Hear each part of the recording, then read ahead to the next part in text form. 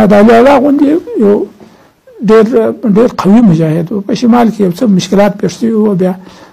ملا صاحب مرحوم امر وکړي چې دی خالي صلاح کړي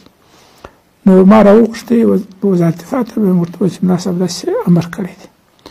بیا د ټوله شیان کېښول حتی تر دې چې دی په پښو روان شو وزارت دفاع څخه یوازې روان شو بیا ما ورته وویل چې ملا صاحب دا موټر